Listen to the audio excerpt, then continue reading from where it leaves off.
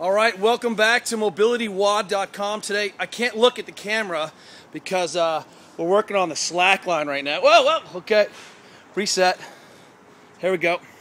And the idea is between slackline business. I got it. Don't panic. One leg. The idea here is on this stuff is that what we're going to talk about today is restoring sliding surface business and work on kind of understanding one of the elements of recovery and what we do and why we do it. Let's see if I can drop down into the lunge. Hang tough. Oh, he's got it. Oh, patting the dog. There it is again. Okay. So what we're going to do is we're going to use one of our famous coaches, Angel, who is hanging out on the endo board here. Angel, can you do it? You bust it out? Let's see if I can. Oh. One of the hallmarks of San Francisco CrossFit is we do a lot of messing around. And a lot of these balance tools are effective at kind of the pressure, competitive pressure. A lot of these balance tools are effective at restoring the sliding surfaces, how well your muscle tissues slide past one another, how well the kind of, oh, did you hear the double under? That was it. How well these tissues glide and kind of the internal adhesion of the kind of musculo, fascial, connective tissue system. And there are a lot of ways to kind of work on this. We don't think that the balance line or the slack line or the underboard are valuable tools, not to develop for fitness, but because they force a lot of kind of small reaction and then we restore a lot of motion. A lot of the soreness we feel after working out results from kind of adhesions, swelling on the local kind of free nerve endings, and that's why we get a lot of soreness. So today we're going to do 10 minutes of exploring your soreness bits, okay? We're just going to take the legs today. We're just going to go on. Mainly we're going to focus on hamstrings and quads. Now it's appropriate to say we're going to bias this tissue. If you're not a doctor and don't have any license to say if those are your quadriceps or not, don't worry. In the front of your leg, they're probably near the quadriceps. So don't panic. We're going to show you a couple items here. This is a sled from Rogue.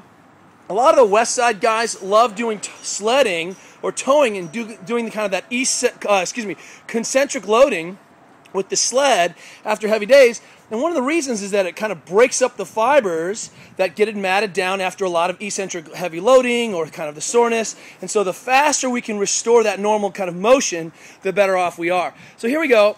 Angel has got his calf. He's just rolling back and forth on the endo board. And you'll notice that he doesn't have a foam roller. He just grabbed what was available. We have a bunch of these crappy foam rollers at the gym, which are super soft and available. And I want to show you something. What Angel's doing here is that he's not rolling back and forth like a seesaw. Do that for me. Would you do me the bad foam roller? We see a lot of people do this, and they're just right on the IT band. The IT band is a big sheet of connective tissue that doesn't really stretch. It's like stretching a steel cable.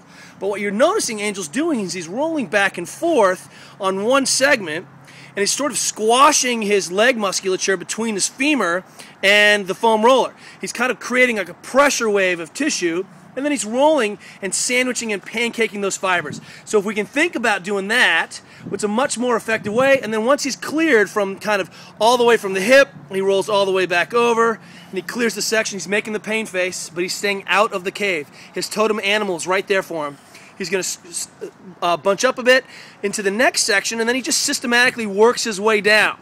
Nice and slow. You want to stay on a piece or on a section until you feel it becomes less painful, or you can hang out there. What we like is a lot of movement, and that movement is that pancaking or sandwiching of those tissues. And we're trying to create that kind of a supple sliding effect, like a bunch of pencils. All the fascicles and all the tissues slide past instead of being kind of matted down adhesions. And then one of the nice things about what Angel's doing right now is that he's working on the interface of the quadriceps into the IT band here. And you can certainly roll anything, any muscle piece, and do this concept, but this IT band creates a big, on this side, you can imagine that the seam is basically this I-beam effect that goes all the way to the bone.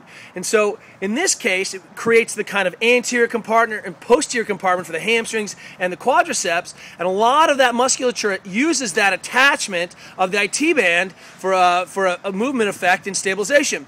but the interface is what gets so nasty and ropey, and so we can't really change so much of this direct connective tissue. That's sort of folly. We can work on the TFL up here and maybe kind of open up this flexor wad, which attaches and tightens up. That's the tensor fascia lata, but we can really work on the insertion of quadriceps into IT Man, and one of the effective ways is to do some rolling. And so instead of kind of seesawing back and forth, we don't like that so much. He's got all his pressure. His other leg is on top to make it class 5. And then even if he rolled all the way off, hop up real quick. If I put it over here, then he can roll all the way off and kind of capture the front of the leg there. And that becomes very effective. Look, he's into his adductors, his medial hamstrings. But the point is, instead of just seesawing back and forth, either kind of sandwich the muscles, or try this. He tacks it in one spot, boom, and then he's going to pull his leg up, and now he's doing a poor person's active release technique. Technically, we call this active tack and stretch. Since he's not a licensed ART practitioner, he can't do it to himself. All right, but look at this. Over here, hey, is that a barbell? Could you do the same thing on a barbell? Absolutely, you could. And it's a little bit more acute. Did you see him? You see that extensor mechanism kick in with the pain, right? Could be done with the middle of the bar. Doesn't really matter as long as you kind of understand, and the seesawing is going to work. Over here, we've got a concrete ball. We see our athletes doing on that. This is a medicine ball. He's just pancaking his calves back and forth. He finds a kind of a tricky spot, gets some loading through here, and this is a really nice way to kind of unglue some of these distal kind of heel cord tendons, kind of that interface of soleus and gastroc. This is one of the backup pipes. You can actually hear a truck right now. This keeps trucks from backing up into things. They cut them off the bottom. We stole them.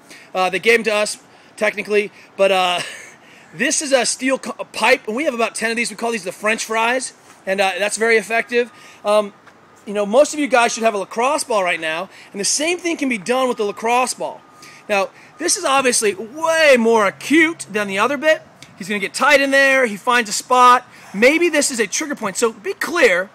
Anywhere you put this ball, it's going to hurt, right? So maybe you can contract, relax on it. So get tight, you contract, and then release. And then that allows a real micro stretch happening at that area. This is a stainless steel mug.